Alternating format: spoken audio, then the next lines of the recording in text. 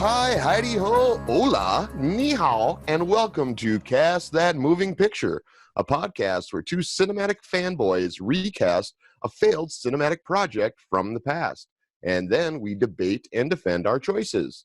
As if that wasn't enough, we go one step further and dream up an original cinematic project that we want to see made. Then we cast that mother effer as well. It's fun in the most literal way. We also play games and stuff, often, as has been stated, without our pants on, because why not? My name is Joad McDougal, and joining me as always is the Millie to my Vanilli, Tom Van Horton. Say hi to the listeners, Tommy boy. Hi to the listeners, Tommy boy. Well, Tom, we've made it to episode 3. We have, and it's been a hell of a journey, my man.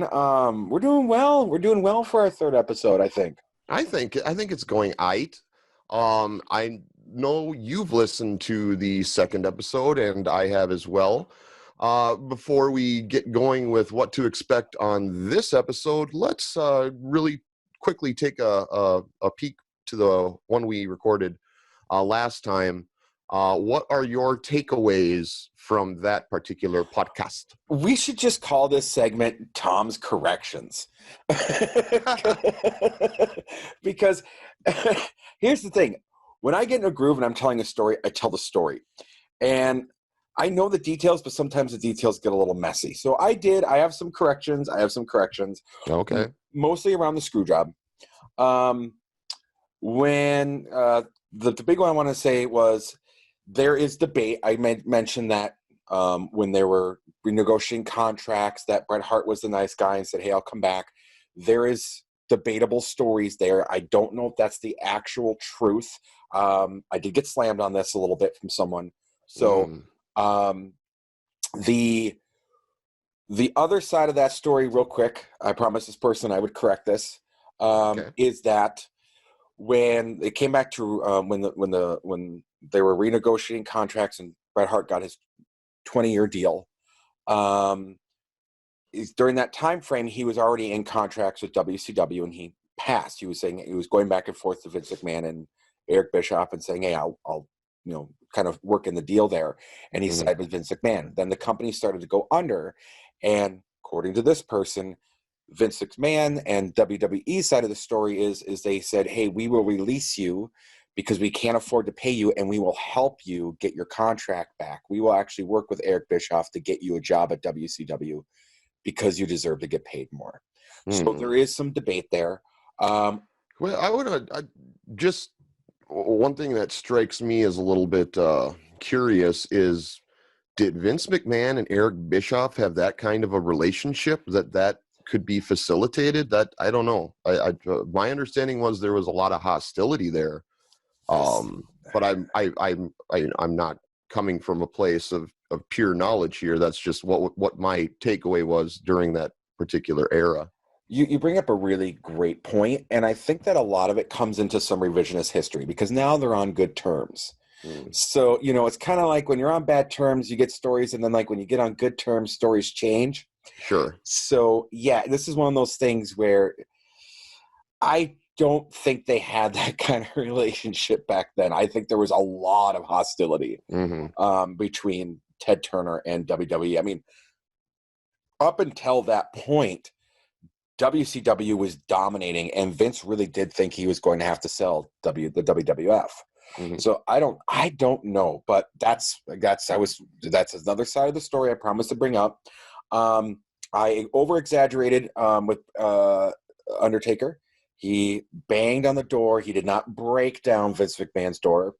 And the final one was the incident where in the back locker room, Bret Hart, during that particular time, it was a separate time that Bret Hart and Shawn Michaels got in a fight, and he pulled out his hair. It was not during the screw job. It was actually leading up to the screw job that they got in a real fight, and Bret Hart walked away with a part of his hair. So those are my corrections. Well, here's what I'd have to say is in our film version, Undertaker breaks down the fucking door.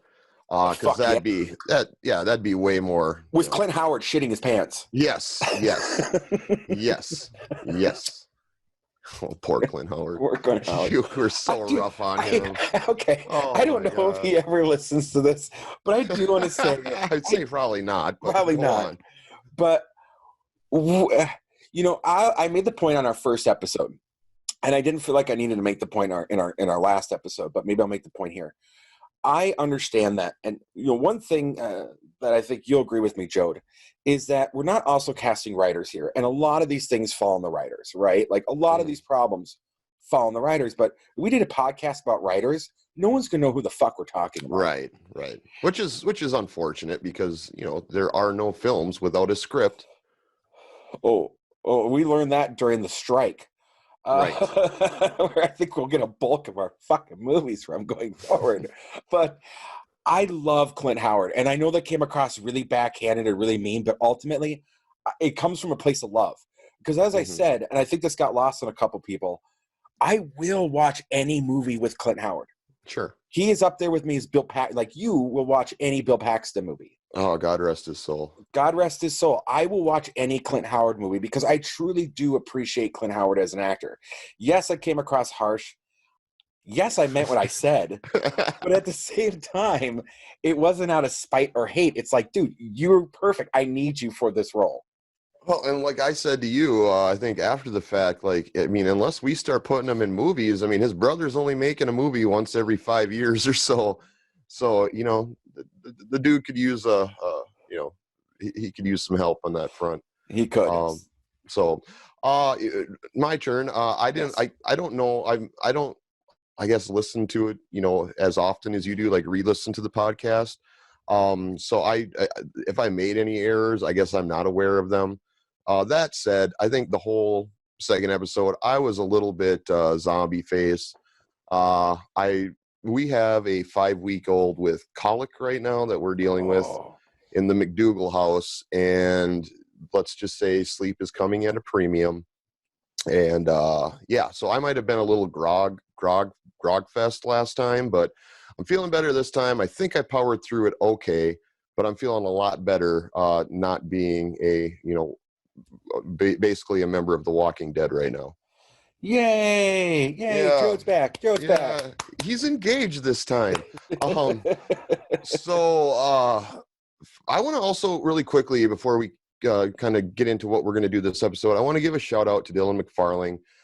He is the musician whose tracks we've been using as bumpers for our segments here on the podcast. And he didn't require any sort of credit or anything like that, but still, it's a really cool thing he's doing for us because it is. Anybody that's started a podcast knows copyrights handcuff you big time. And, you want to, this song would be great here. This soundbite would be great there. And you just don't have that privilege because of copyright laws. You got to be super careful because if you start making money, which we're not doing, but if you start making money, you're in some deep doo-doo there. So Dylan is kind enough to allow us to use all his music, and he's, I'm a big fan of his on the music he's done. So I just want to make everybody aware that the guy that is providing that music is a super cool dude. I also want to give a shout out to Joe Fremming, who picked us up on his website, the jodown.blog. Yes. We're on a website now. Awesome. Awesome, right? And it totally fits this. If you guys haven't checked it out yet, you should go to the jodown.blog. And they do, him and Joe, another Joe, that's why it's called the Jodown. They go back and forth on movies, and they'll review them, and they do it in a written format where we do ours, and we kind of recast and kind of, give backhanded compliments to people like Clint Howard. And I think it was the perfect setup. And he also, this, started a Twin Peaks podcast too. So if there's any, this is a perfect episode because I think we're pretty much saturating this with Dune. If you're a David Lynch fan, you could check that one out too. Yes, absolutely. That was the jodown.blog.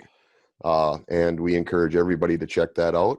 And again, you'll find us there too, as well as other things to occupy your time. And I say, enough dilly-dallying. Let us get to what we're doing in this particular episode, Tom. What are we doing? What are we recasting? I think you kind of already gave that away, but what is it exactly? We're recasting one of my favorite movies of all time, the atrocious Dune. Oh my God. 1984, which was so bad that for a long time, certain versions of it, there's been like 3 or 4 versions of it. We'll get into that. David Lynch refused to have his name on it and used the pseudonym Alan Smithy, which those in the film know that that's a director name that gets screen credit or Screen Guild credit. But you don't have to put your name on it because you don't want to be associated with the project. Kind of a ghost director. Well, not even really a ghost director, just like the Robert Bachman to Stephen King, kind of thing. Yeah, but it's like universally used. It's not unique to just David Lynch. It's like anybody that it's like, I don't want my name on this piece of shit. Like Alan Smithy. Alan Smithy has credits to quite a few movies. Maybe we'll get into that another time, but yeah. we can have a special Alan Smithy, in memoriam podcast episode at some point. But yes, Dune is what we are going to recast and re-envision. And I will say I had not seen. All right, I'll say this. I think I've seen Dune in my youth. I don't remember any of it, so I basically came at it with fresh eyes when I watched it for the first time in decades on this 5 days ago. So I have a very fresh take on Dune, and there is no sentimental value or anything like that. So I will definitely be letting you know what I think about the movie we are recasting, and let me say it's a good movie to recast. I'll just leave it with that for now. Oh, this is gonna get so hard for me. Dun dun dun. I'm already crying. Yeah.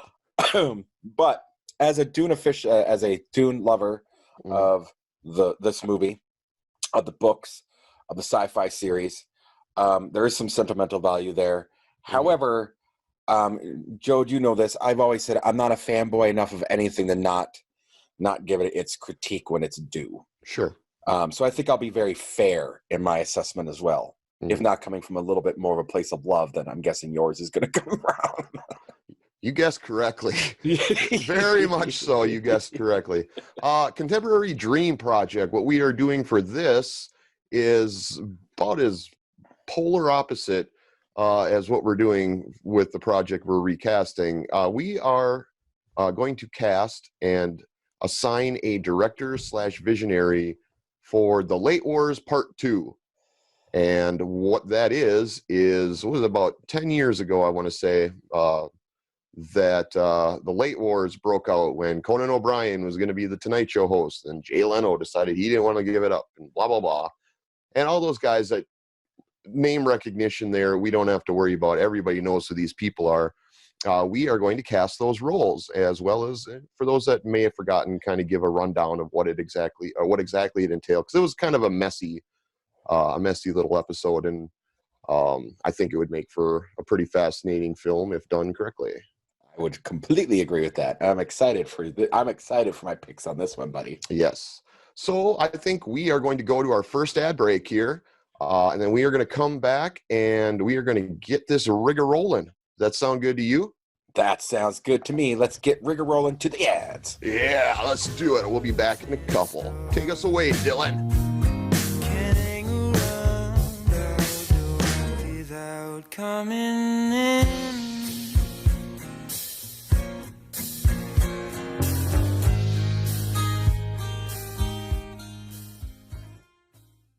By Billy Barker, Bob is back. In case you missed it last time or have been aboding under a busted down, broken bus, wallowing in bad breaks and big bleeding blackouts, Barker Bob's boiled and barbecue beef and beets bonanza is the best pop-up beautiful bonanza worth biting and imbibing at.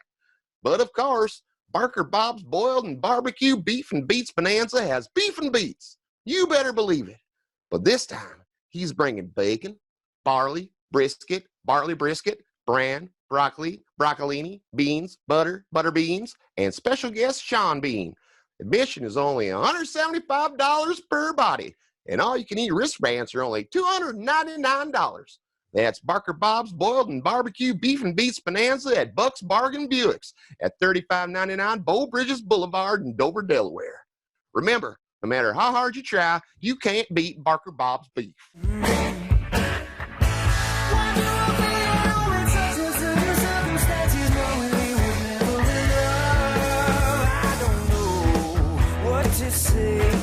Just a fool like the rest of them sifting through ashes. All right, welcome back, everybody, to Cast That Movie. And we are going to get right to it, Tom, because we got a lot of ground to cover. I think we're going to start this next segment as we have been with some current casting news. Now, the funny thing is, if you want to call it funny, is that our casting news just so happens to overlap with the first project we're recasting. Why don't you explain why that is, Tom? Because they're redoing Dune. They are redoing Dune. Now, for any of you that think, well, they're already remaking it, so why are you guys even bothering? What we're doing is we're going back in time when we recast. We're literally recasting the 1984 Dune made by David Lynch. So the fact they're making a new one that's going to be contemporary and is going to look like a bajillion dollars has nothing to do with us going back in time and doing our thing. That being said, it is something worth discussing, and I want to let you start with your takeaways on some of the casting calls for this newest Dune project. Well, because it's interesting because this came up last time, and as soon as you said the name Timothée Chalamet, it immediately clicked with me. And he's doing the Dylan movie, but he's also going to be Paul Atreides in the new Dune. Timothy's doing a lot of fucking work, which is just awesome. He's hot right now. He is. He's in the business. He's a get. He's a get right now. He is a get. And we also talked about previously, you can't go wrong with a Skarsgård. We got Stellan Skarsgård coming in, who's going to be the Baron Vladimir Harkonnen, which is going to be awesome. Stellan Skarsgård. Yep, Papa Skarsgård. Papa Skarsgård's going to be in this. Do you have some? You want to add a little bit of some of the casting? Or you want me to just keep rolling with this? I really like. Yeah, there's a couple that kind of caught me off guard. Now I'm going to put that one out first, and that's Jason Momoa as Duncan Idaho. Now I'm not familiar with the lore of Dune. The books, any of that. I'm only basing it off the 1984 movie, and Duncan Idaho was a very, very minor part in that movie. So I'm expecting that he originally wasn't written that way, and that will be a fleshed out role. I will give something away here. I think if this goes well enough, they're going to do some of the other books. And Duncan Idaho, for what his fate is in the first book, there is some interesting twists and turns that happen later in the other books, and he becomes a very major character by the end of the Dune series. Oh, really? So I think Jason Momoa is putting his eggs in that basket. Now, before we keep going on some of these casting choices, what I think I read was that this is not going to be a one and done Dune, right? I think I saw Denis Villeneuve, who's the director, did Blade Runner 2049, Sicario, Arrival, just has got a pretty amazing resume here over the last decade or so. He's envisioning at least 2 Dune movies. Did you read the same? Yes, they are splitting this into 2. It's going to be 2 parts, and I don't know exactly where they're going to end it. I have a feeling I know where they're going to end it, because I think there is a kind of an ending point of, I think, is a good spot where they can end and then go into the second part. But yes, this is a 2-parter, and then if that works out, I believe the idea is they're just going to keep going. Okay, well, I really like Oscar Isaac in anything I see him in. He is Duke Leto Atreides. Yes. And I mean, you're going to put him in a movie. I can never critique that. So that is a very optimistic casting choice for me. I think Josh Brolin as Gurney Halleck is a great choice. Which I had no idea. He was played by Patrick Stewart, right? Patrick Stewart. Dune. Yeah. It looks the same as he did in Next Generation, in X-Men. The guy he is a weird, I don't know. His face is always Patrick Stewart. There's no significant difference. A wrinkle here and there, but it's still, he looks the same when he was probably 35 when he made that. He looked like he was in his 60s, right? And he's just gotten better with age. Yes. So you got him, you got Batista, who's going to be playing the Beast Raban. Yes. Which will be really interesting. you got Zendaya playing Chani. Yep. Yeah, and I think that's a good casting choice. She just had that HBO show. I forget Bliss. I can't remember what it's called, but she just did. That was really, really. I thought it was pretty interesting. So, and then of course the Spider-Man movies. Yes. So she's definitely riding a wave right now. Now Rebecca Ferguson is Lady Jessica. I had to look her up. I guess was in the last couple Mission Impossible movies. Yeah, I wasn't familiar with her either. I had to look her up as well. But looking at her, I think she'll be fine. Sure. She looks like she's. I mean, when you think about Jessica in the book and how they describe her, she was also in Doctor Sleep recently. Mm-hmm. I think she'll be great. Okay. Do you have anybody else you wanted to discuss, or I don't? I think we're good there. I'm really excited. I mean, it's a hell of a cast, and I really like the director. I do. I think it's in great hands. Yeah, I am more optimistic going into seeing this Dune than I was when I sat down on my couch on Saturday night and had to spend $3.99 to watch David Lynch's Dune. But it is what it is. I suffer for the show. Speaking of David Lynch's Dune, shall we? Yes. Shall we start this? Let's get in this. This is going to be long. I'm going to turn it on to you, or turn it over to you. Turn it on to you. Turn it on. I can turn you on, baby. I got no pants on. Fuck yeah. Why don't you tell us what we need to know before we start talking about this? Okay. I did a lot of research on this. So, Joad, are you familiar with Alejandro Jodorowsky? I don't think so.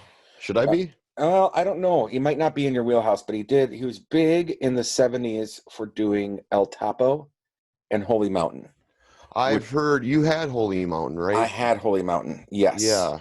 I think I might have seen that one. The first one you mentioned, no, I don't think I've seen. Okay. So he was this artistic, crazy visionary of a director at his time. Mm-hmm. And he came, and so he brought in Dan O'Bannon for the special effects. He picked up Pink Floyd and the band Magma to do the music. He got for which film are we talking here? For Dune. He was going to do Dune originally. He was going to do Dune originally. Okay, then. Okay. Yes. I'm following you now. Yes. So in 1974, he started putting together his Dune project. It was his dream thing to do. Mm-hmm. So he picked up Dan O'Bannon for special effects. He got H.R. Geiger to do artwork for it. And that name will ring a bell later if you don't know what that is. But again, Pink Floyd, Magma. Mm-hmm. He had Salvador Dali as the Emperor, Orson Welles as the Baron, Mick Jagger as Freud, David Carradine as Leto, and he casted as he was going to have his own son be Paul Atreides. It turned out, and they let this guy film because of what he had done with El Topo and everything. Like, this guy's just going to do what he's going to do. Turned into a 14-hour epic. Wow. And it never reached production. It just ballooned, and the funding and everything, and became this 14-hour deal. Well, thankfully, it didn't happen for good or bad, because some of the artwork and Dan O'Bannon and H.R. Geiger and Dan O'Bannon with special effects hit it off big time and went off to work with Ridley Scott on Alien. And that wouldn't have happened had it dried up. And there's if you're really interested, there's a documentary. Well, then in 1976, Italian producer for putting out really bad garbage, Dino De Laurentiis purchased the rights. Yes. And didn't he do like Good, Bad, and the Ugly or something adjacent to that kind of stuff? Something adjacent to that kind of stuff. Spaghetti westerns and westerns, and he had done. I don't know if it was necessary. I mean, he'd done a lot of stuff, but his star power was drying out. To give you an idea, he did Maximum Overdrive. Oh, okay. Okay, and he did Silver Bullet, and he did Red Sonja, and he did Halloween 3 and Amityville. He started to really go off this really bad path. But he was known for like the 1976 King Kong, Buffalo Bill and the Indians, Crazy Joe, the original Death Wish. So, there was this point where he was known for being really good and then just jumped the shark terribly. Mm-hmm. Okay. So he got a hold of this, and originally he wanted Ridley Scott. And they're like, okay, this could be great. But then there were some issues there on the scripting, and Ridley Scott's like, fuck it, I'm going to go do Blade Runner. So in 81, he approached David Lynch. Okay. Now, interestingly enough, David Lynch was being approached with another high project at the time, little known movie called Return of the Jedi to direct. What the really? Really? Why? Really? Because they wanted him because of the Elephant Man, really, and because of some of the producers and things like that. And he'd received a lot of these offers to do these surreal sci-fi worlds. People just thought Lynch would connect with it. So he agreed to do Dune and write the screenplay, even though Lynch had not read the book, known the story, or ever really had an interest in science fiction. He wrote the script over 6 months and came across 5 drafts during that time. And it was signed up to be, originally, 3 films. They thought they were going to make, quote, Star Wars for grown-ups. Mm-hmm. It eventually came out to a 135-page 6 draft, shot entirely in Mexico, with a budget of over $40 million. It required 80 sets, 16 sound stages, and a crew of 1,700 people. When it was said and done, it was a 4.5-hour long movie. Obviously, the studio had problems with this. Post-production is what killed this. And Lynch's intended cut was never seen, has never been seen. There's been a lot of different versions of it. They went to the TV version. That's the one where and some other extended cuts, he will not have his name on it. It did not do well. On a budget of over $40 million, its opening weekend, it did $6 million. By the end of its run, it had only brought in $30 million. And it was considered one of the worst disappointments. Robert Ebert gave it a 1 out of 4 stars, calling it a complete fucking mess. Well, Roger Ebert, yeah, Roger Ebert. I'm paraphrasing. So when did he Lynch? When did he put his name back on it? So his name was on it on the original version, but they came out with this television version that became the extended cut. Oh, okay. And it was this mess, and he had no thing as far as say on how that was edited, because they wanted to put it on 2 parts. It was going to be this.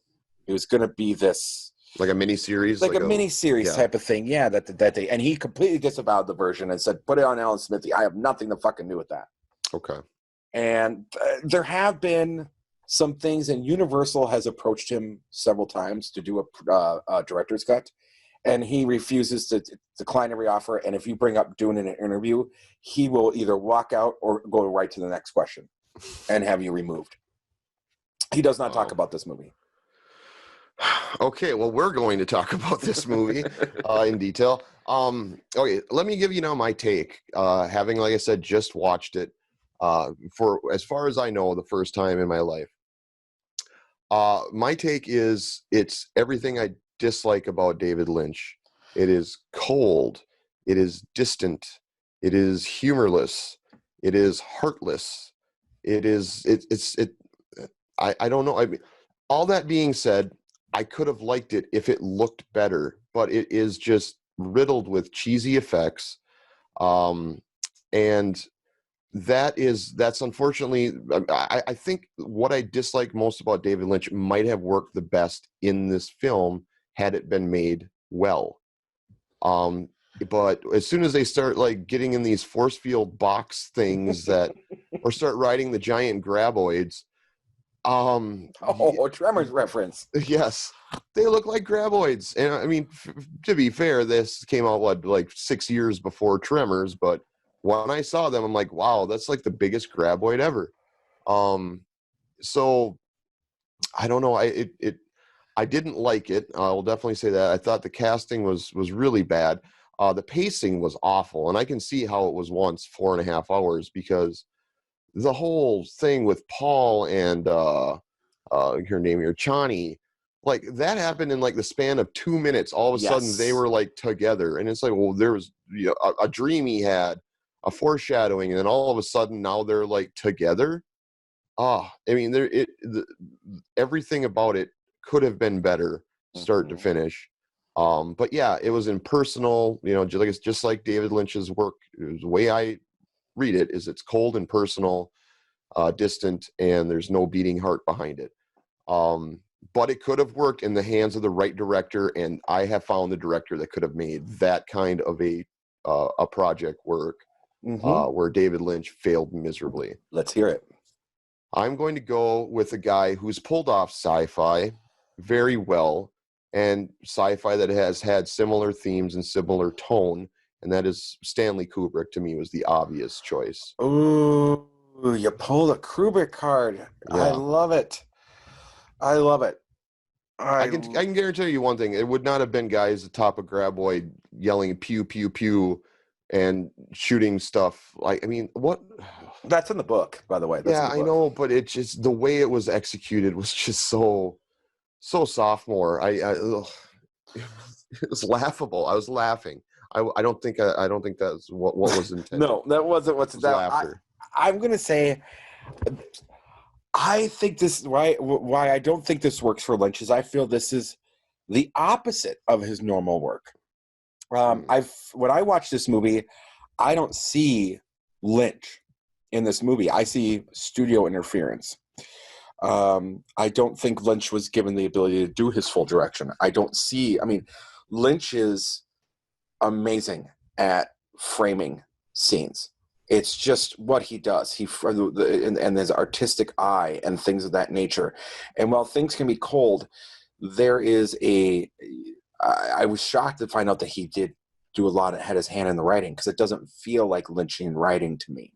So for me, it's devoid of the things that I love about Lynch. It's Elephant Man and Mulholland Drive. This is not, in my mind. So those are actually the things I don't like about it. But my director is, I felt someone who could do it. And you picked this director at one point, and I think he could have done it because he did well in Brazil. Terry Gilliam. Okay. Okay. Well, we're going to devote less time to banter about our picks and just kind of get through our picks. It's one little change we're making here. So we're just going to kind of keep steamrolling, and we will come back, believe you me, and talk about each of our picks and defend and debate them. Let's go then to Paul. So for me, the person that Terry Gilliam will be taking is someone who, one of the things I think was lacking in the Dune movie was people that weren't white on a desert planet. And I thought this person could transition well from being from the water planet to this and get that tan. You're going to hate it. I hate him in real life. Scott fucking Baio. Come on. I hate him, but at the time in 1984, I think Scott Baio could have done it. Chachi. I'm going with motherfucking Chachi. Fight me on this. I will. Well, we'll save it for now. Okay, so here's kind of my vision of what I think. I could never get inside Stanley Kubrick's head, right? God, no. But here's what I would have wanted to see him do. And again, this is coming with no knowledge of, the Dune mythos or any of that. Just what I think would have made a good story and more kind of made it an allegory. Because I see what you're saying, the people. And by the way, Zendaya, Javier Bardem are the sand people in the remake. So they are paying attention to, hey, you're not going to look like, the guy who, a country music singer. Big Ed from Twin Peaks is not going to be Stilgar. Right.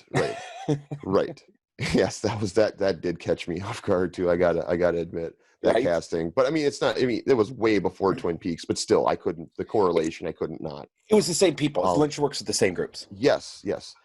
So all this is my point of saying I envisioned the Atreides to be. I'm picking all British cast. Okay. For Atreides, for Harkonnen, that side I'm picking all American. And for the Sand People, I will get to that here when we get to the pick of Chani, who we are casting.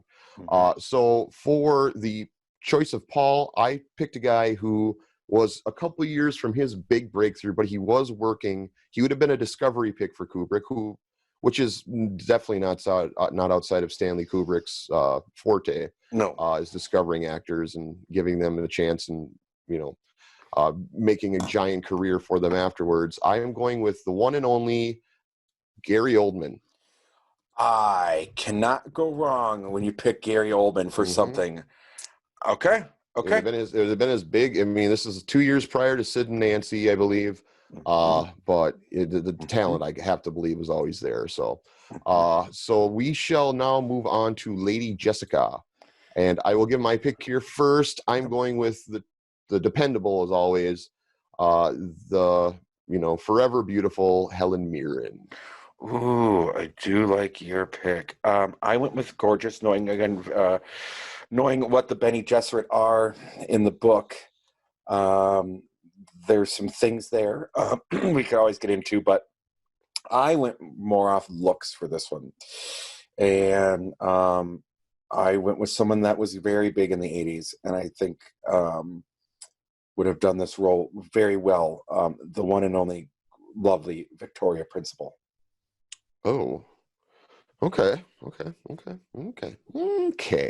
Victoria Principal, huh? Okay. Let's go to Duke Leto Atreides. Am I pronouncing that correctly? You are. Duke Leto Atreides. All right. Who do you got for Duke Leto Atreides? Well, I had to pick someone that can be the father of one Scott Baio. And if I'm already digging in the well that I don't like. Don't say Henry Winkler. It's not, although he was on my short list. No, he wasn't. This guy. Oh man, though that Winkler got me. He's in the vein of Winkler, though, I think. Okay. But he's made some movements in movies and music. Don Johnson. Wow, you are okay. Wow. Oh, okay. Okay. Let's get to my pick. Yeah, let's get to your Duke Leto. So it's a Kubrick film. Malcolm McDowell. Oh God, yes. Malcolm McDowell. No doubt. Keep it British and keep it in family, and I would. That was probably my easiest pick of all of these, to be quite honest with you. I did not struggle. I wanted to put him in. I figured that was the role that would have made the most sense. So yes. Moving on to Baron Harkonnen. Yes. Very vile, disgusting Harkonnen Baron. I don't know. He's gross. He's probably got other titles. I didn't glean from the David Lynch movie, but that's all I took away, is that he's just a big, fat, gross pile of pus. Yes, he is. So I'm going the American route here, and this would have been very, very, very, it would look very poorly on the Americans if we were doing this allegory wise. So I'm going to pick somebody that was just kind of a little gross to the eye. At least I thought so. I mean, I might get some heat for this, but I'm going with Ernest Borgnine. Holy shit, you and I landed on the same thing. No way. Yes. Ernest Borgnine? Ernest Borgnine was my Baron Harkonnen. Oh my God. Oh, yeah. Okay. Tell me why you came to him. I think I kind of laid it out. The same insultingly. thing. Same thing. No, it's insultingly, but he's perfect for that role. You can easily, with good makeup and everything, you could easily make him a villainous Baron Harkonnen. Yes, Ernest Borgnine. Yeah, I'm a little blown away. I can guarantee our Chani will not be the same. I'm pretty sure our Fade is the last two that we're both casting. You got a couple others you want to throw in. I do got a couple others. But that's amazing to me. That's really cool. Yeah, it is really cool. Well, Ernest Borgnine wins then. Yeah, absolutely. This is another thing that's kind of cool. That's the second time in 3 shows now that we've landed on the same pick. In person, yeah. You're right. Chloe Grace Moretz and Ernest Borgnine, the most unlikely two actors that we're going to land on. Somehow found their way into our brains. That's awesome.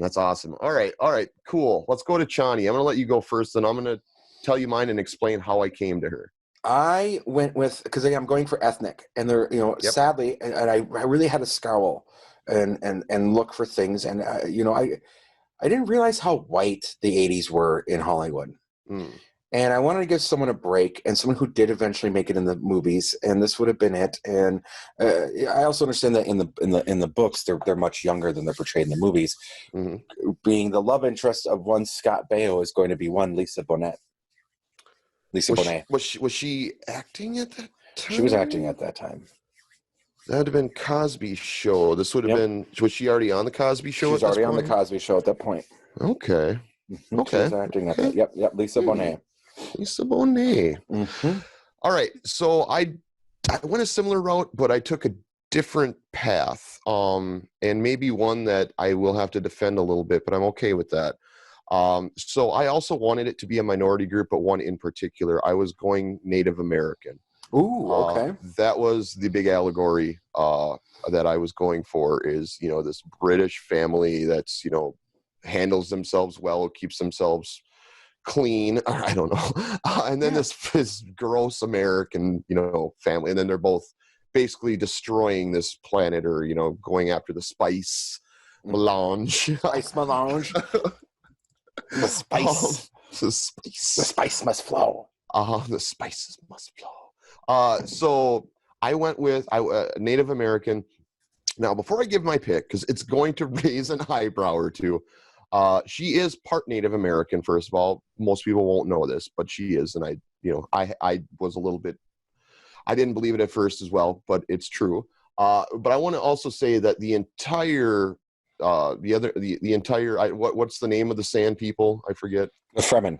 Okay, the entire Fremen clan or whatever, they would be Native American actors. Even the leader, Stiglitz. No, that wasn't. Stilgar. would be a Native American actor. You're picking him. I'm not, but yes. I mean, for me, it would just be a prominent Native American actor, somebody that would get a shot at a meaty role in a big Stanley Kubrick sci-fi production. But Shawnee, I thought, well, I would make the love story a little more than 2 minutes long.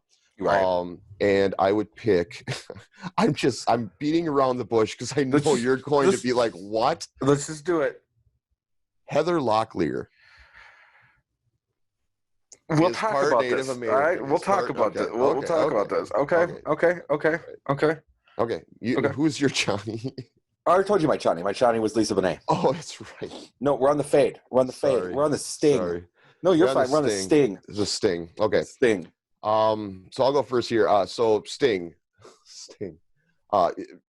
miscasting. Oh God, a bajillion % miscasting on this call. He was awful. And I love Sting. I'm a huge. You are a huge Sting fan. Musically, this was painful to watch. And he's trying to play this edgy bad guy. My first instinct, which is not who I landed on, because he's not American, but my first instinct was I wanted to figure out a way to justify putting Johnny Rotten in that role. Okay. Didn't go that route because of the rules I laid out for myself. So I went with a early 80s bad boy that was cast in a lot of early 80s bad boy roles. And he's kind of a vapid actor, not super talented, kind of would represent like a dumb American to me. I went with William Zabka. Oh, I do like the William Zabka. From the Karate Kid. Yes, I do like him, and yes, I could see him being that. I picked someone that was also kind of vapid, someone that was a problem, but he wasn't in the 80s. He later became a problem, and was prominent in the 80s for a lot of things, and would have, I think, brought in star power. Okay. I went with Jan Michael Vincent. Ooh. I knew you would pull out the Jan Michael Vincent at some point. I knew you were holding that one in your pocket, just waiting for the right moment. And okay. Let's debate these picks, shall we? I'm going to just say, because I want to. Oh, that's right. Yes, yeah. You have two addendums here. You have two addendums. A little bit of extra credit from Tom here. Yes, because there's so many characters in this movie, and this is one of those movies where it's almost the opposite, because there's too many characters in movies, but in this one there's a lot of things, and I think time is what made the problem with this movie. Sure. Which is why I think it's great that the remake is going to go in parts. I don't know why anyone would ever assume to make Dune a single movie. I wanted, for my Stilgar, Edward James Olmos. Oh, yeah. Okay. And for the Reverend Mother, who I think has a really good dynamic with Lady Jessica, which isn't shown in the movie but is shown in the books, there was nothing that would keep people out of the theater to see Joan Collins be an antagonist to Victoria Principal. Wow. Yeah. Yes. Those are both very solid picks for me. I wouldn't have anybody better to offer up. I endorse both of those. We don't even need to debate them. I concede they're nice job, Tom. Thank you. Nice job on those two. Dune is my love. Dune is my love. Yes. Let's talk about our directors, shall we? Yes. So I'm a Terry Gilliam fan. Yep. I'm a Kubrick fan. Yes. So we both like each other's picks. I think we're in the same universe. I would say mine is maybe a little more sober. I'm giving you that. I should have thought Kubrick, and I didn't.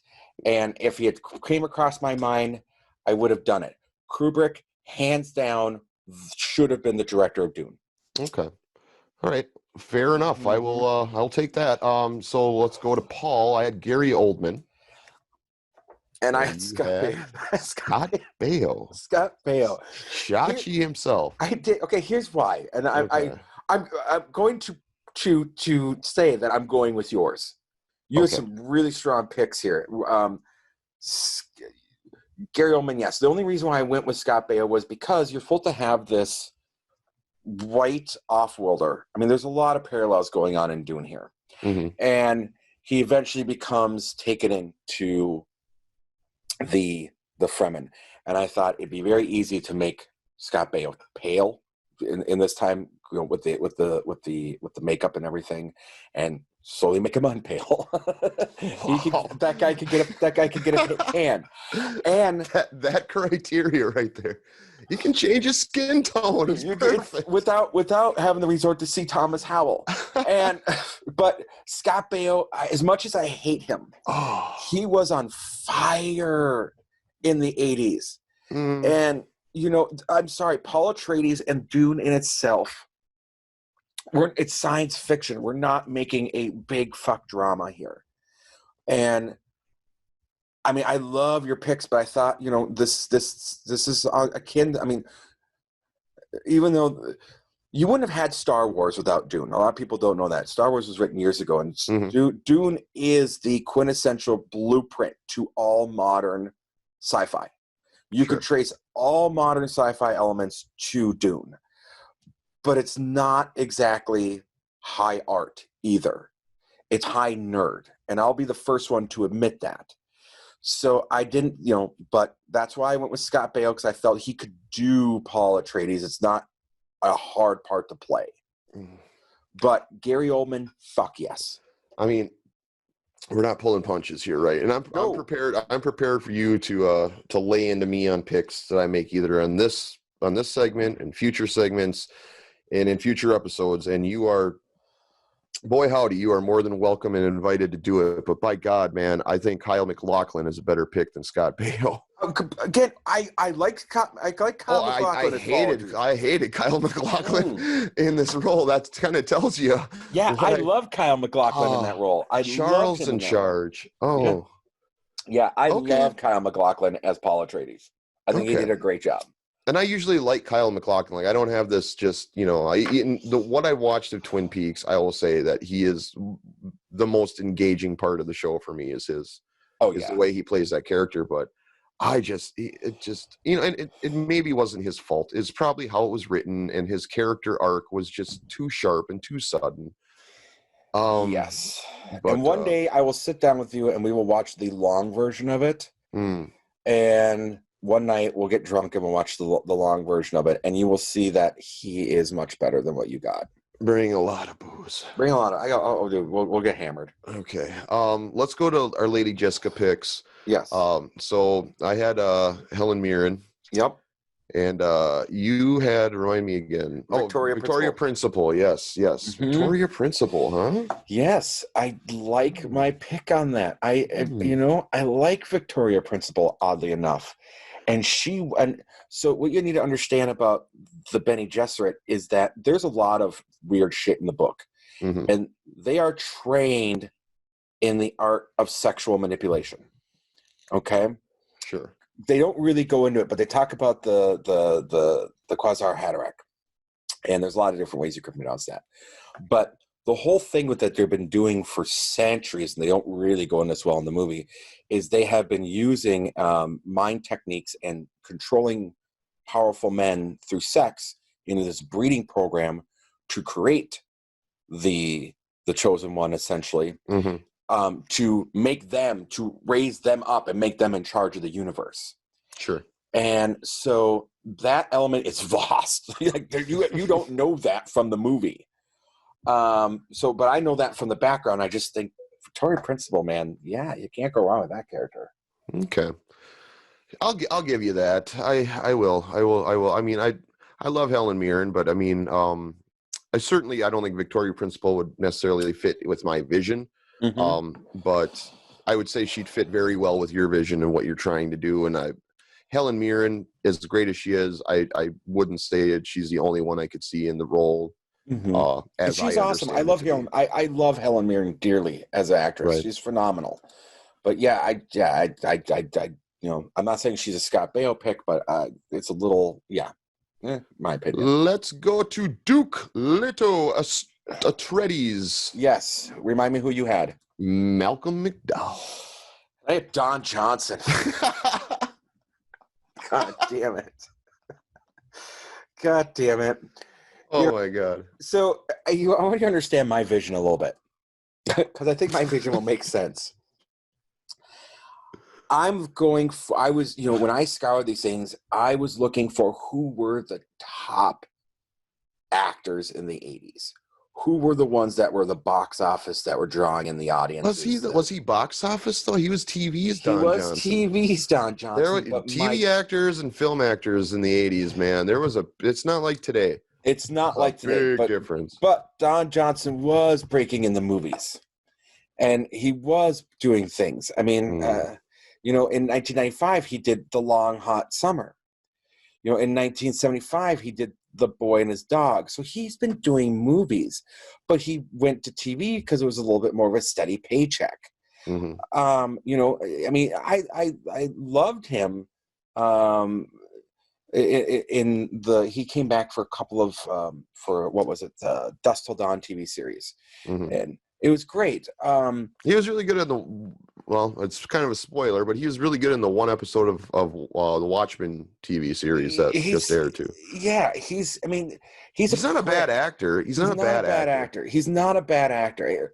And so but you're gonna put me in a casting room and you're gonna bring in Don Johnson and you're gonna bring in Malcolm McDowell.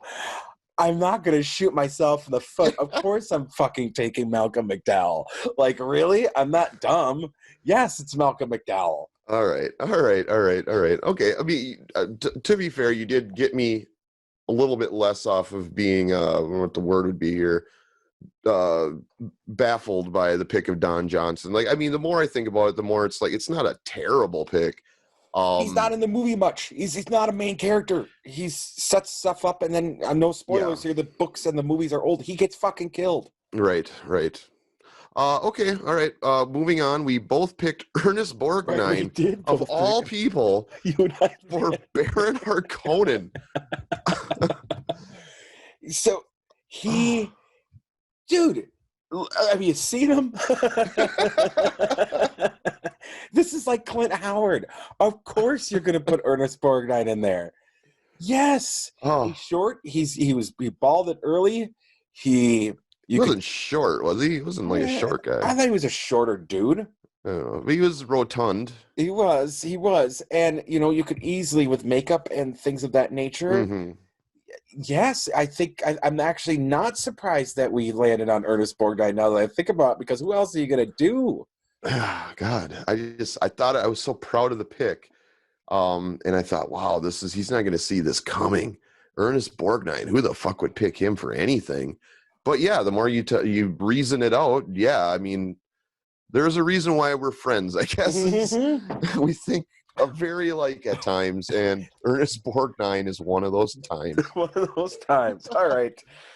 Chani, played by Sean Young in the original. Oh, God. That was not a good pick. If I hated any casting worse than I hated Kyle MacLachlan, it was definitely Sean Young. As small as her part was, it was Sean Young. So can I say, without getting too much heat in this podcast, that I am not a Sean Young fan? You can say that. I will back you up because I am not a Sean Young fan either. I think the only thing I've ever appreciated her in was Ace Ventura. And I don't like that movie. Excuse me. Oh, you don't like Ace Ventura? I don't like Ace Ventura. I like that movie. No, I'm not a Jim Carrey fan. Oh. No, I never have been. Okay. I like him. I liked him in Eternal Sunshine. I liked him in Truman, but his comedy never did it for me. Like that '90s comedy of Pauly Shore and. Don't put Jim Carrey and Pauly Shore in the same category. That's not comedy to me. It's a similar comedy to me. It's a similar comedy to me. It really is. Okay. It's to me. It's in the same drug class. It's in the same drug class, dude.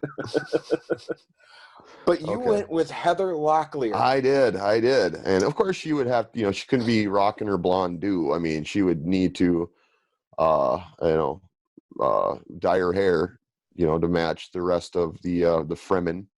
Mm-hmm. So I got to say too, I know she's half Native American. I didn't know that. And I loved her in Return of the Swamp Thing.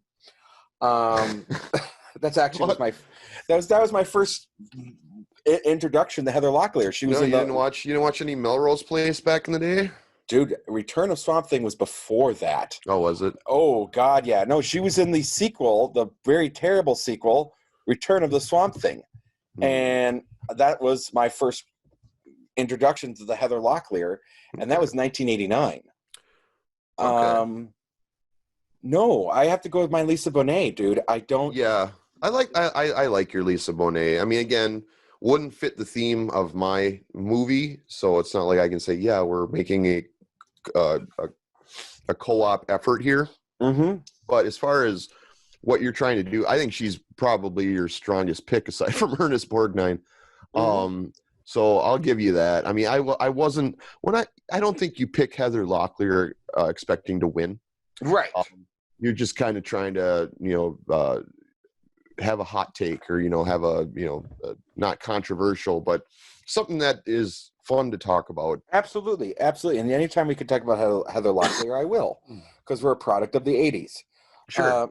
But yeah, I just think for that, I mean, I'll probably cast her in something else that we do, but not for Chani. Right. Okay. Fair enough. Fade. Right. Remind me, who's your fade? William Zabka.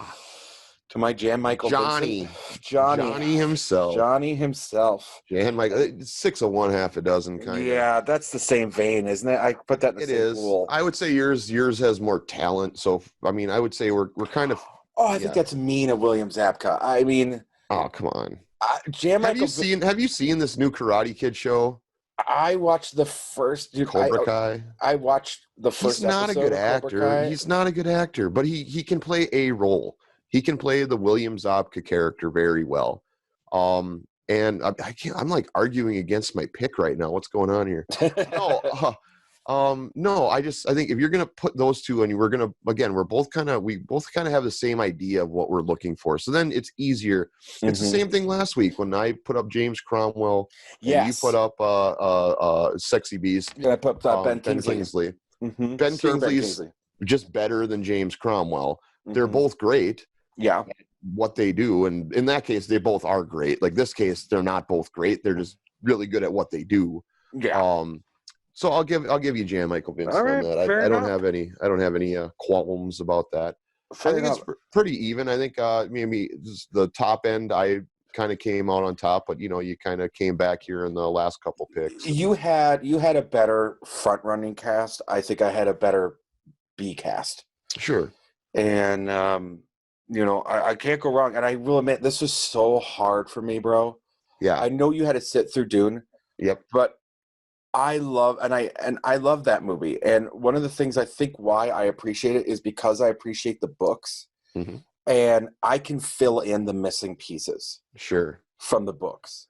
So, and that I think is what ultimately led to the downfall of this movie. Mm-hmm. Was, as you said, it was cold, it was heartless, it was what it was missing. And yes, and poorly acted, and the special effect. I mean, again, early 80s special effects, you're limited, but certain directors can work with that. Like, Stanley Kubrick was making sci-fi in the 60s that looked amazing. Like, you don't need to, that box, what was that? That force field box thing that what was that? Okay, you haven't. That was the worst. That was so bad. That was like early Saturday morning kids TV show effects right there. That was terrible. That is Lynch. And I will say that part is Lynch. And you have Netflix, right? I do. Everybody does. When you get a chance, it's only 17 minutes long. It's called the monkey thing? The monkey thing. It's called What Did Jack Do? And I want you to watch that just because I want you to see the special effects that he goes for, that Lynch goes for. And it's very reminiscent of 50s special effects. Everything that Lynch does, and you haven't watched Twin Peaks: The Return yet, which you should just get to, because really you don't need to watch anything. You know enough about Twin Peaks. You should just watch it because it is an event. It is something. You're going to see some special effects in there that you're going to go, what the shit is this? And you're going to realize that's pure Lynch right here. So I think Dune is not a good representation of what Lynch is about. This is what happens when Lynch gets steamrolled by a studio. He takes his ball and goes home and says fuck it and makes it terrible on purpose. He is very much a child in that way. Yeah. Okay, well, I think that wraps it up. So we had a lot of Dune talk here in this segment. And I'm sure we'll certainly revisit it when the new Dune, I believe, comes out in December 20. It's about 10 months from now, 9 or 10 months from now. So we'll definitely revisit it at that point and see if we were happy with how it turned out compared to this train wreck version. I already have a sitter lined up for the opening. Nice. Plan ahead. It's always smart. All right, let's go to another ad break, and then we will come back, and I think I got a game we can play. What do you say to that? I got no pants. I love games. Dylan, take us to the ad. There we go. All right, we'll be back in a couple.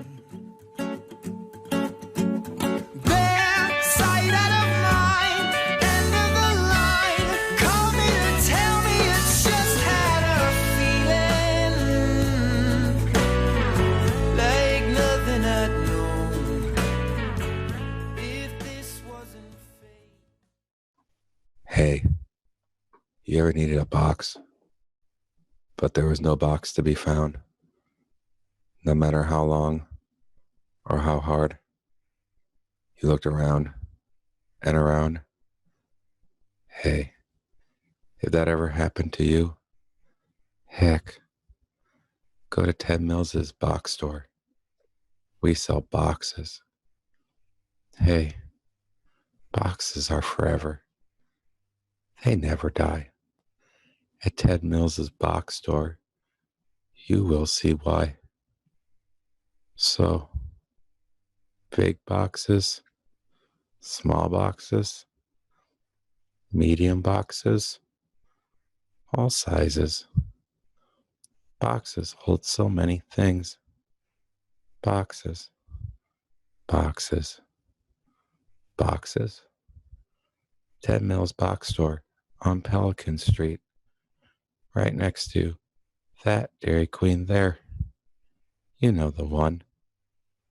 If you need boxes, Ted Mills is your guy. Talk to me. I'm Ted Mills.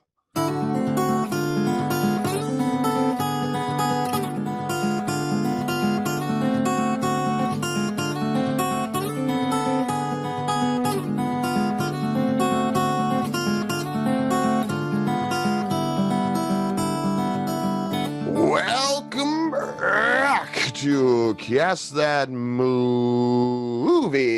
And we are continuing to roll along here, Tom. We had a nice, big, long Dune talk, but we have more show to do. We should probably get to that, huh?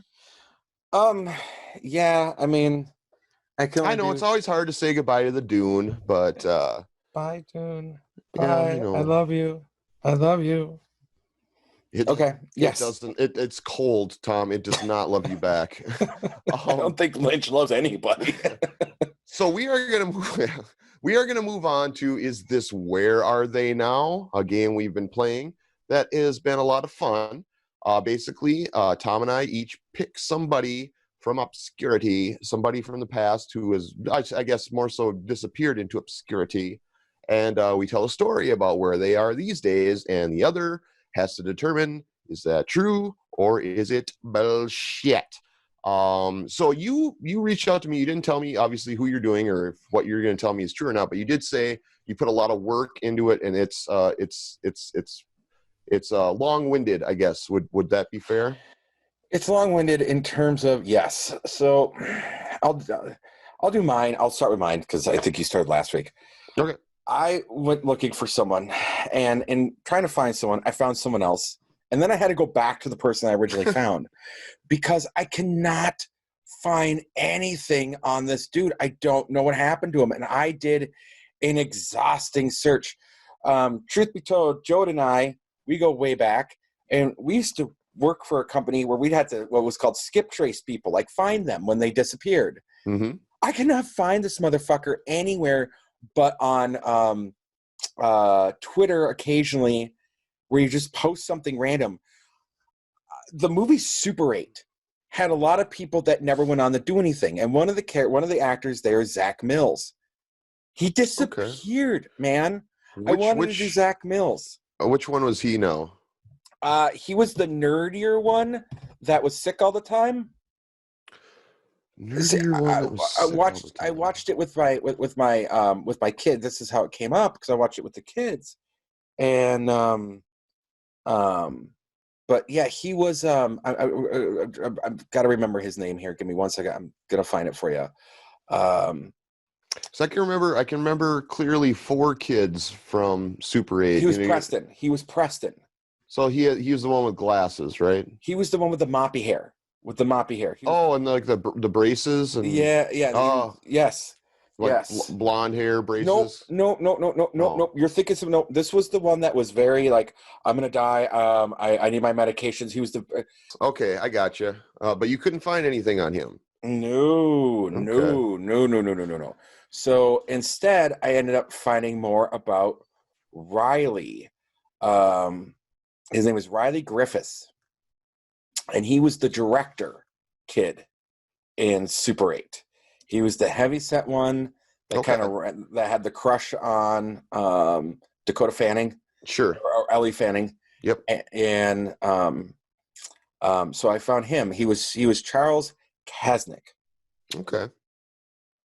So with him, interesting story about him. Like, I which doesn't shock me at this point because you got one actor I couldn't find, and now you got this. So Riley Griffiths moved to Issaquah, the Sammamish area of Washington after that movie.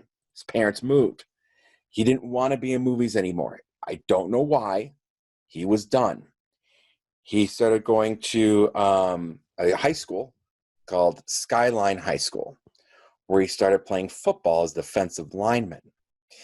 That didn't go well for him. He ended up busting up his knee for a little bit and got out. And when he graduated from school, he moved to Seattle and started working for the unfortunate Walsh Construction Company, which was the subject, and he was the official subject for a Seattle Planet magazine expose called Walsh Construction Company, the worst workers in the world, in June of 2018, where they talked about this particular construction company that was working on an area in Seattle.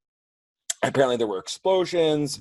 A kid got hit by one of the workers driving in there. They called him Sam throughout the article, but then later it came out this was him. It was noted that not like it was, this guy from the movie, but he spoke to this magazine under a pseudonym, and they found out And 4 months later, he was fired when they did an expose that this person, Sam, that the Seattle Planet magazine interviewed, fired this guy. And nothing. I can't find anything else on this guy. So you don't know where are he now? I mean, all I know is in 2018, he was working for the Walsh Construction Company, was in this magazine, the Seattle Planet magazine expose, was fired, and he's gone to obscurity. It's kind of like Jake Ryan, because you can't buy his furniture. You have to go to a store. He doesn't advertise it online. Like, I don't know what happened in Super 8 and why everyone who was in Super 8 can't get anything if it's a curse. Yeah, that's a good point. Like, none of the kids in that I can recall seeing in other projects. No. Which is weird for that kind of a movie. Like, it had like a Goonies vibe to it. Very much so. So that's the conclusion of your story. That's the conclusion of my story. After this article, it was just notated in the article that they did an update 4 months later. They're still the worst company. There was another fucking explosion, and this guy that ratted out what was going on internally was fired. Wow. Oh, that's a good one. I don't know. First off, I should preface it that I have no idea. I didn't know what this actor's name was. I know who you're talking about because, of course, I've seen Super 8, but that's a tough one. I should almost just flip a coin because I could see it going either way. I'm going to call bullshit. You fuckface. Yes, it's bullshit. It's absolute bullshit. Oh, so good, man. That's two good ones that I just, like, on impulse just called bullshit, but I could have bought it. Like, it's so bizarre. Ooh, so what's the real story of this guy? So the real story to this guy was he was a defensive lineman. He did go to Skyline High School. They did move to Ishqua, the Sammamish area. All that was true, except that he did very well and logged 18 tackles as a defensive, 83 tackles as a lineman. Gave the average team 13.5 for a loss and 9.5 tackles as sacks as a senior, and went on to play college football for the Montana Wildcats. And when he's done with college, he wants to go work behind the scenes in movies. Yeah, that's the real story. Ooh, God. Did this other thing happen, or did you just make it all up? Part of it. I made part of it up. Wow. So the truth is, I did kind of look for some. I wanted to put him in construction. Okay, because I thought that made sense. Him going in construction, and He's in my big. lie, He can lift things. In my lie to find a construction company in the Seattle area or in the Washington area, I came across this expose about the Walsh Construction Company, the worst workers in the world. That's a real article. That actually happened. He just wasn't a part of it. Wow. So you really worked hard on this, and it shows. Like, you did your research, just like last week. I mean, again, I got lucky both times, I'll be honest with you, because they were both very, very tempting to say yeah. I was on the edge of my seat buying it so much, and there was not a single thing that made me think it was not real, and that's what made me think it was not real, if that makes any sense to you. It was, it's I've been watching a lot of Penn and Teller, and it's called The Perfect Magic Trick. If there's only one way you could do the magic trick, that's the one way you did the magic trick. Right. I put myself into too perfect of a lie. All right. Okay, well, I first up, before I go into mine, and mine is also a former child star. We just cannot seem to get away with this, but it's just the ripest field of people to choose from, isn't it? I mean, yours last week was arguably not a child star, although he kind of was. Jake Ryan from 16 Candles. Yeah, I mean, it's just hard to not find an obscure child star and to go that route. I'm going to continue though with mine being happy. My child star is Jonathan K. Kwan, best known for playing Short Round in Indiana Jones and the Temple of Doom, as well as Data from the Goonies. Now, I'm not as confident in this one. There's a good chance you might already know the answer to this as to whether I'm just going to make this up or whether I'm telling you the truth. But I anticipated you would have a very long, drawn-out one, and for time purposes, I got a little quick hitter here. And it's just got a bang of an ending, and you tell me if this is actually what happened or not.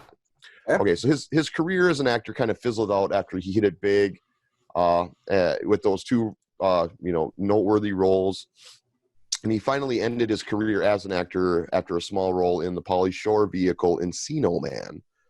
He went off to college, learned some stuff about production, but eventually was able to fall back on his Taekwondo training from Indiana Jones and the Temple of Doom and parlay that into a career as a stunt coordinator.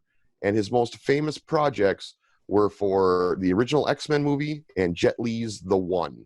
And beyond that, he's lived a very normal life, does some conventions here and there, but stunt coordination is what eventually Short Round ended up doing for a living. True or false? You're at a disadvantage on this one, bro. I know this one. That is true. All right. I got just like Jake Lloyd. Yep. No, I figured that I might be reaching a little thin here. No, it's good. He's one of those things because I looked into him. The only reason why I know is because I looked into him actually a couple of years ago because Long Duck Dong came back and was doing TV, and I was like, whatever happened to Short Round? And yeah, so that was a rabbit hole I did.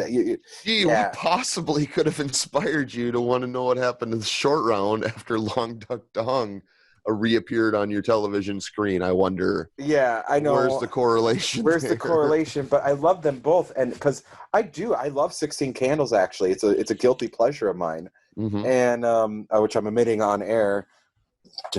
Tom Van Horton likes 16 Candles. So that's okay. I support you. Yeah. So no, unfortunately, I did know that one. That one is true, and yeah, that's absolutely awesome that he was able to fall back on his Taekwondo. Yeah, and do stunt coordinating. All right. Well, we did not fool each other this go round. So if I remember right, our tally is still me 1, you 0, but you are still 1 game away from tying this all up. Yes, sir. I will at some point. Okay. Let's move on to the Late Wars Part 2. Tom, will you tell our listeners what this story is all about, please? Yeah, so in order to start this story, we got to go back several years to the original Late Wars, going back to Johnny Carson, David Letterman, and Jay Leno. I think everyone can agree, and without sounding dated, Johnny Carson probably is the greatest talk show host of all time for nightly. You can go back and watch his stuff. He's dated, sure, but you watch the way he interacts with people, and it's phenomenal. Like, he was such a charismatic dude. See, I got to stop you there. I would say, what's your definition of late night talk show host? I got to say, mine is, I would say Jon Stewart was better than anybody I've ever seen at both of those things. Okay, let me say network then, because I do agree. Okay. I do agree. Yes. Of the network ones, he was the archetype, right? Like, everyone wanted to be Johnny Carson. Yes.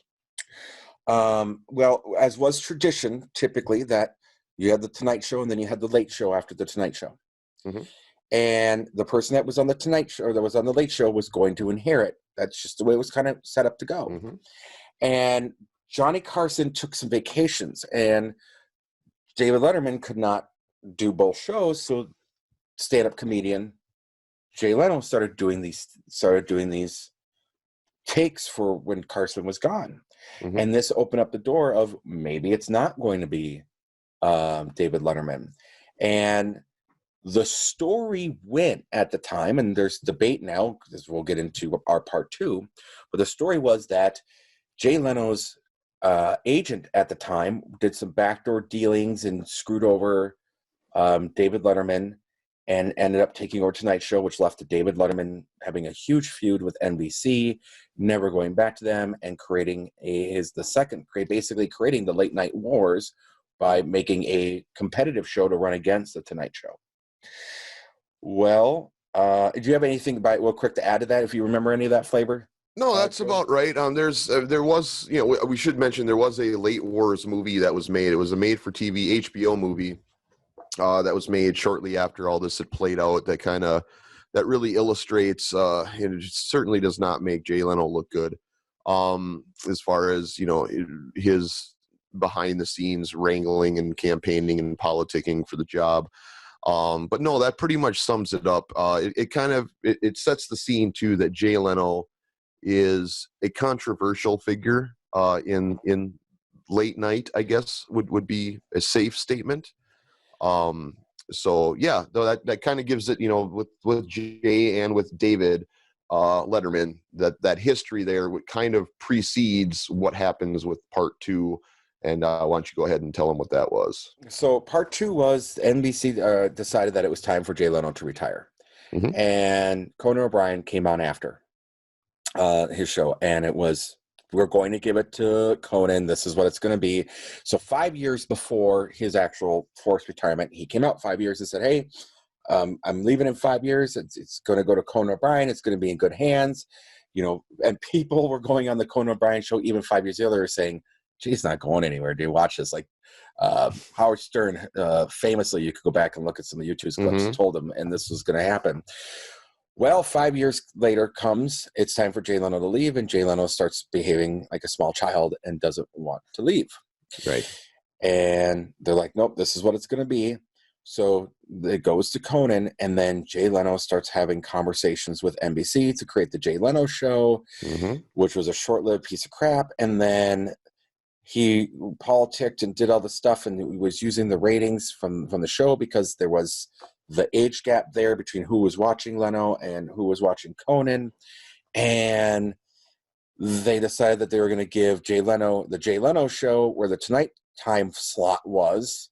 Right. And Jay Leno was fine with that, and they were going to move to Tonight Show. And God bless Conan O'Brien. Conan O'Brien said, I'm not going to let that happen. Right.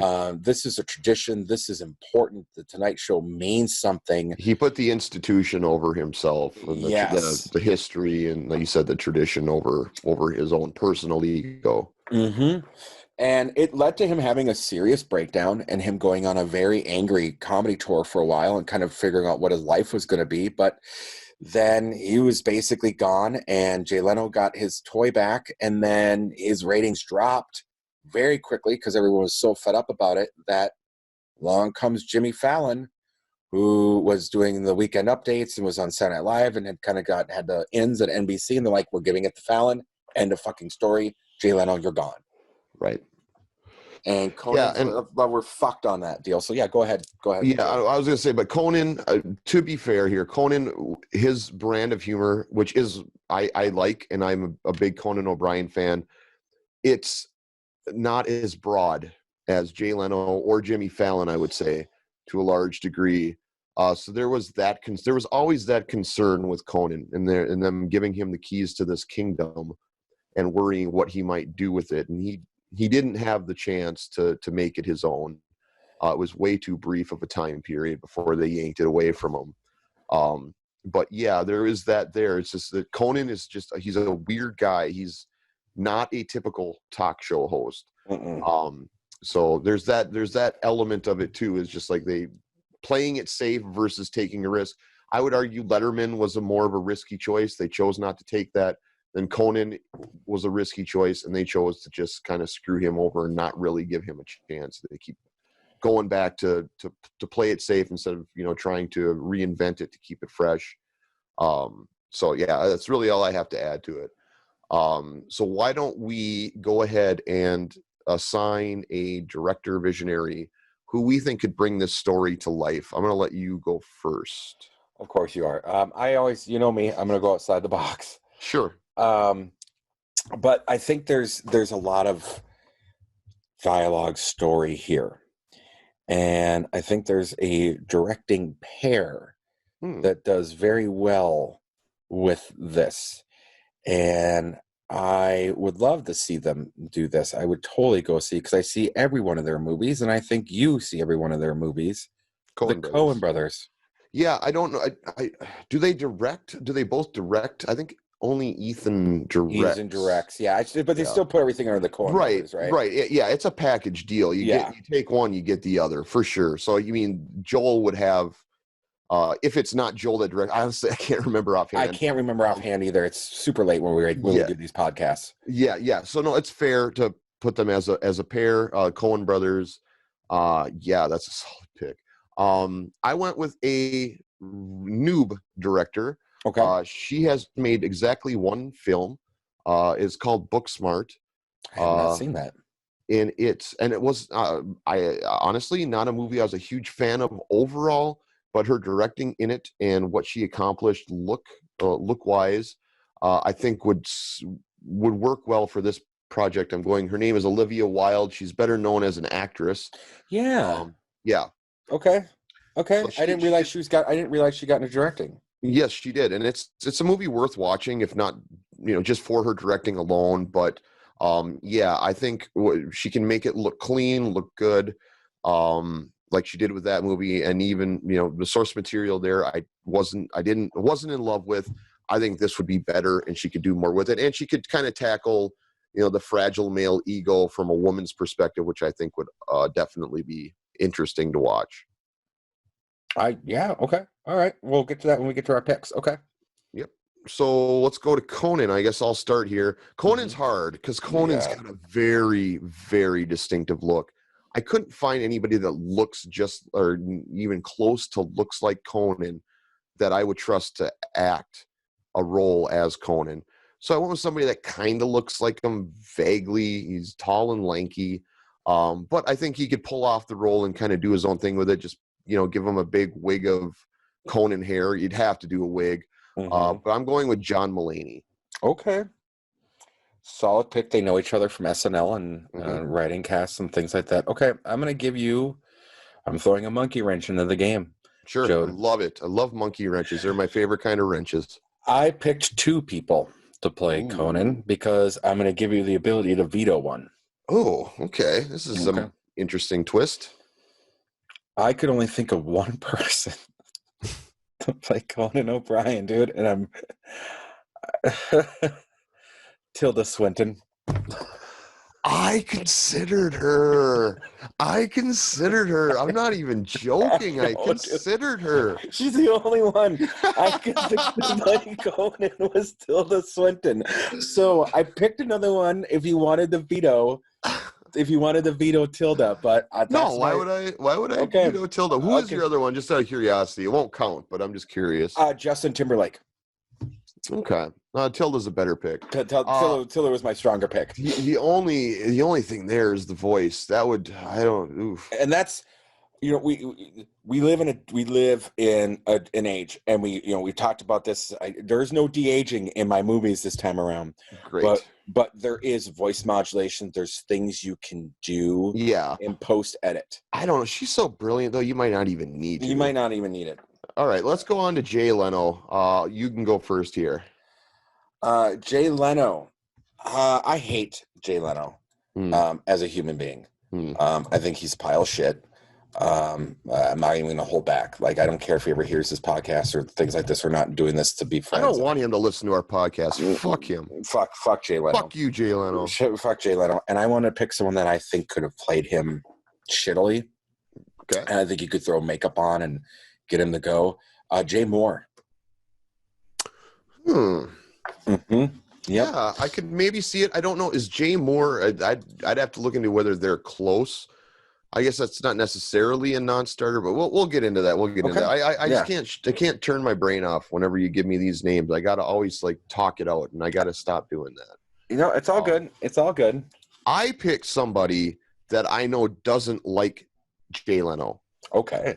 And yes, I think with anybody, you're going to need makeup. You got very few people have that kind of chin. Yeah. The guy they picked for the original Late Wars, by the way, character actor guy, has a good chin to play Jay Leno. I think he did an admirable job for what the project was. Not picking him though. I am picking Jimmy Kimmel. Ooh. And I think he'd do it because I think Jimmy Kimmel was Team Conan the whole time, right? Team Coco. Yes, he was. He was very Team Coco. I think he'd do it. I think he'd have fun with it, and I think he would just be mean about it. And I love it. I want Jimmy Kimmel. Okay. All right, we'll discuss that. What do we got next? We got Jimmy Fallon. All right, I'll go first here. Jimmy Fallon for me, I don't know. I found somebody that looks like him. So there's been a joke between the two of them whenever this guy is on Jimmy Fallon. Oh, okay. You kind of know where I'm going here? I kind of know where you're going. Yep. It's Josh Radnor from How I Met Your Mother. He'd be fine. I don't know. It's Jimmy Fallon. He's kind of the lightweight in this group to me. He was on my short list, actually. Yeah. I think we're swimming in the same pool. I will totally admit it right now. I don't love my pick. Okay. Justin Long. Okay. Yeah, I'd say it's a similar-ish pool. Yeah. Mm-hmm. I definitely say, yeah. Well, we'll come back to that. Yeah. Let's go to David Letterman. Why don't you start off on this pick? Yeah. So David Letterman, another interesting guy, someone that looks, things of that nature. It's hard. It's hard. It's hard. These guys are hard. Yes. These guys are hard. But I did find an actor that has hit obscurity. And much like I like to do, I've done in every one of our things, bringing back someone from obscurity, sure, and making them relevant again. Johnny Lee Miller. Oh, from Hackers? From Hackers. Johnny Lee Miller from Hackers. He's done other things besides Hackers, bro. Yeah, he was just he's not from obscurity. He was just in that elementary show, the Sherlock Holmes. He was in the elementary school, but he's not on TV. I mean, he's not in movie. I mean, the last movie he did was he redid Sick Boy from Train Spotting. Right. But before that, he wasn't in anything since 2012, and he's not slated to be in anything anytime soon. Okay, Johnny Lee Miller it is. Yep. My pick is somebody that doesn't look like David Letterman at all, but I call this guy my ace in the hole. Like, if there's ever an actor that I need to just portray somebody he looks nothing like, I know he can pull it off because he's done it many times. He played Dick Cheney. He looks nothing like Dick Cheney at all. Yep. Christian Bale. I can see that. And, I like Bale. I like Bale a lot. And he can play anybody. He can play anybody. Bale's a great actor. All right, so finally we got to our Andy Richter. Who do you got? Andy Richter. Who do you get? I'm sticking. This was another tough one for me because there's not a lot of guys that look like Andy Richter. I would have loved to do like Louis. Yep. Louis Anderson would have, but he's way too old at this point. He's way too old. So I went the same route I did with Jay Leno. I am picking James Corden. Just based off looks and hoping he can nail something similar to an Andy Richter accent or whatever. Sounds somewhat like him and hope it works out. I couldn't come up with anybody better, honestly. I don't want my pick. Okay. For my Andy Richter, I was actually depressed because there is someone that I think is better than my pick out there. Unfortunately, he's deceased, and I think this would have been a perfect role for Chris Farley. Yes. Had he been alive, I would have definitely taken Chris Farley, but I can't. So I took another portly actor who's come back from obscurity and is doing work now and has been very successful and was very well liked on Netflix, Sean Astin. Oh, yeah. Okay. All right. Well, we got our picks out there. Let's start at the top and kind of debate each one by one. Sure. So for director, I had Olivia Wilde. Like I said, she was the director of Booksmart, and you had again the Coen brothers. I mean, we're from Minnesota. How do we not go Coen brothers? I mean, it's nothing against Olivia Wilde. I don't know her directing style, so I can't pick her, right? Unfortunately, because I don't know how she does. So you are more in line with that. I personally, though, I thought this, I'm like, this feels like totally in the Coen brothers wheelhouse. No, that's fair. Although I'm going to stick with I'm going to stand by my woman. That's fair. Stand by. And that's, I said, I can't because I haven't seen her movie. No, that's understandable. I mean, it's worth watching just to see her work. Sure. It's not going to change your life or like content wise, but just technique wise, I think she just does a really good job in it. Falls apart in the third act, but whatever. So yeah, we're just going to kind of go back to our corners there. I think that's a fair outcome. But Conan O'Brien though, John Mulaney and Tilda Swinton. What I want to know, what are your thoughts on? I kind of teased how I thought about Tilda Swinton. What are your thoughts on John Mulaney? I know you're not as big a fan of him as I am. I'm not a big. I love him in Big Mouth. Okay, I think he's tremendous. I think he's a brilliant voice actor. I am probably not the right person that will probably ever like John Mulaney because I am not a what's the word I'm looking for? Stand-up guy anymore. Stand-up doesn't do it for me anymore. So, we talked about this when Louis C.K. was big. I was the one person who was like, I don't like Louis C.K. That's true. Right? I've said that for years, and you always thought I was crazy that I didn't like Louis C.K. I will admit, I was a huge Louis C.K. fan of his content, not of him as a person. Right. But no, John Mulaney, I'd say, has filled that void since, Louis C.K. Turned out to be what he was. Right. John Mulaney, for me, is just like his comedy specials. I can watch them over and over again. I always find something new that makes me laugh. Plus his other projects, the Sack Lunch Punch thing he did on Netflix with the kids. If you don't like his stand-up, you should at least check that out. Like that's a super clever project he made. And then also the documentary Now episode he did about the musical thing. That was brilliant. And anytime he's on SNL, I believe he's actually going to be on SNL. By the time this airs, it'll be the previous Saturday. He'll be hosting SNL again. He's always great on there. All that being said, and all that love and adulation I have for John Mulaney, I am going with Tilda Swinton. I can't not. I love it. I considered it myself. I just thought, but the more I think about it, I love it. I love it. I love it. I love it. I love it. We'd make a way or find a way to make it work. We find a way to make it work. Okay, well then we're just going to move on because I don't hate John Mulaney. I don't. Right.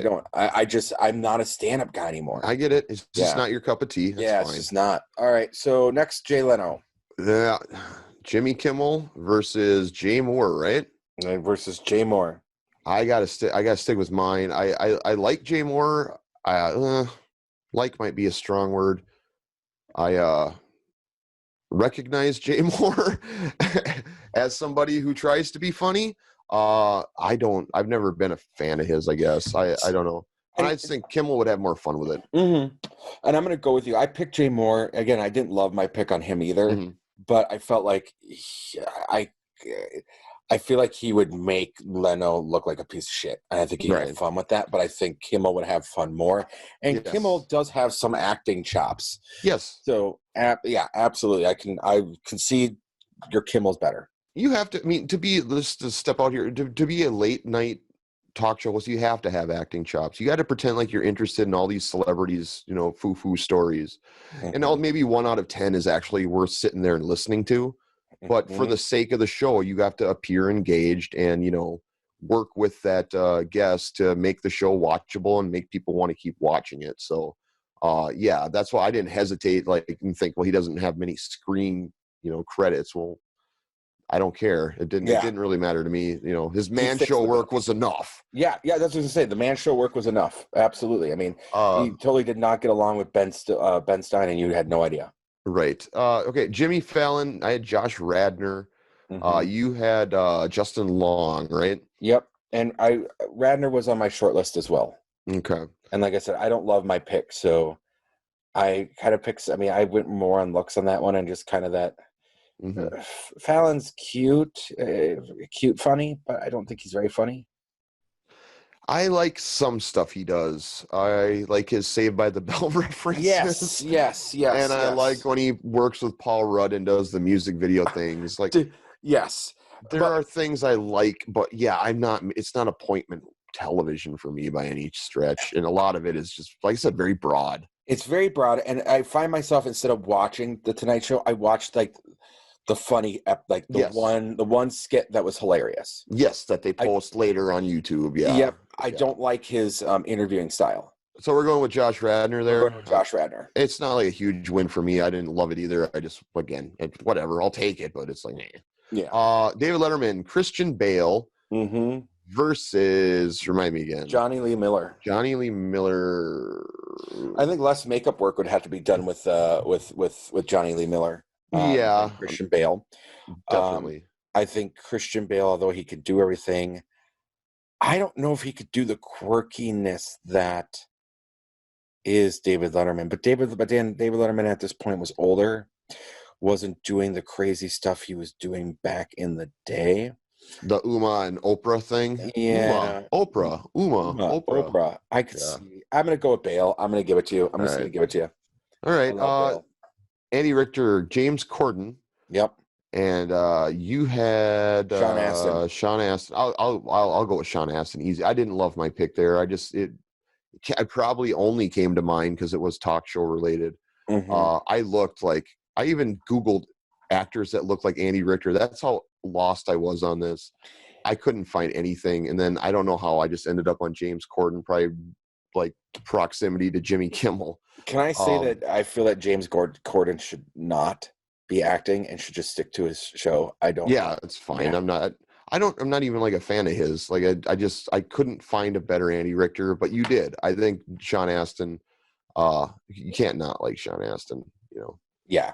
He was a great Bob on Stranger Things. He was a great Bob on Stranger Things. What sucks is I hear he's a shitty person. But is he really? That's what I heard. I heard he's shitty. I heard he's shitty.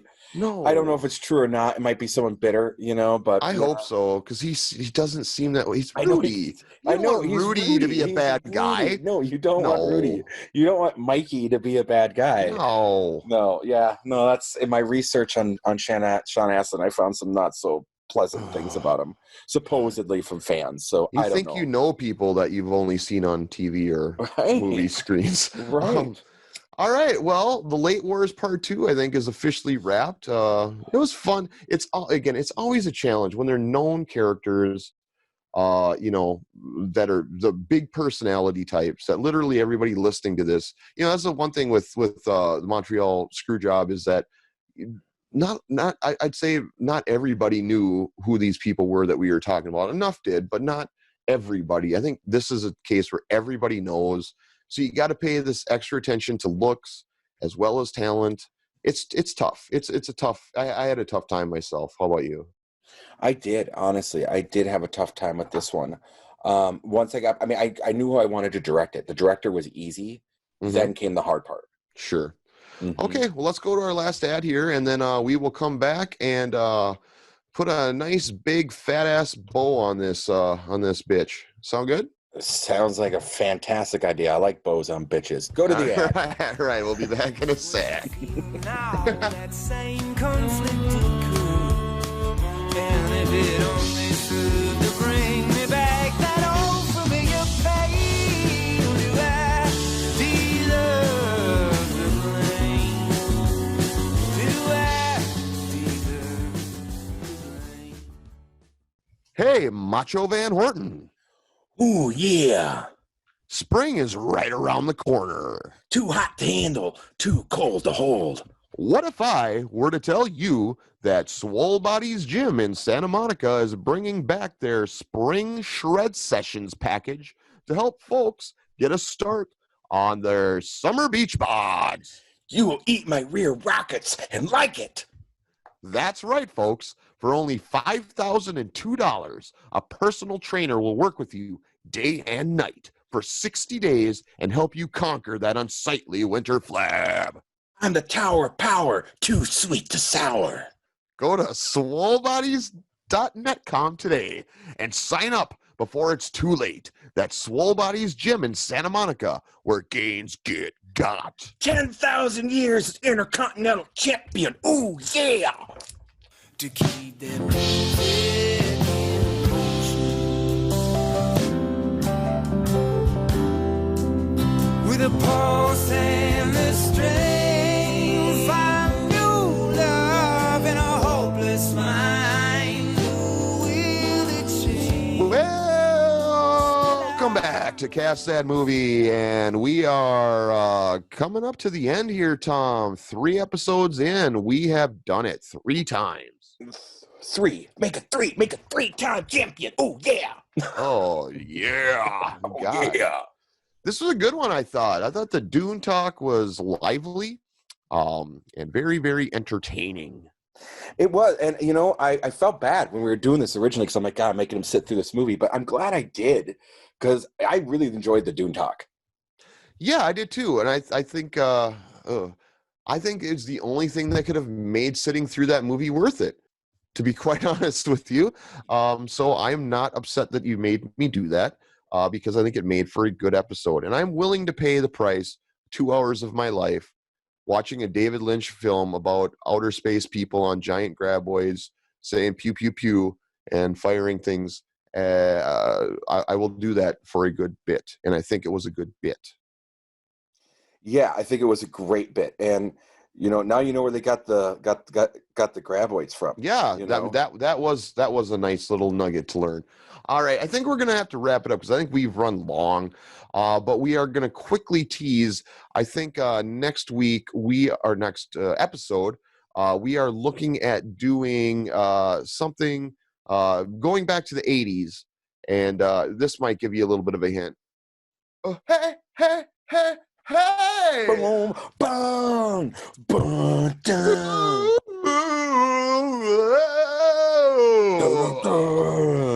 That's right, folks. We are going to cast the Brat Pack movie. We're talking Rob Lowe. We're talking Molly Ringwald, Ali Sheedy. I don't know. We'll pick like 5 or 6 of the Brat Pack, and we are going to pick modern actors to play them. This is a contemporary project. And we will also be recasting another failed venture from the past as yet to be determined. If you have any ideas, certainly chime in on our Facebook page. And if it's something that strikes our fancy, we shall entertain it. Yeah, absolutely. And don't forget, you can find us on SoundCloud, Cast That Movie.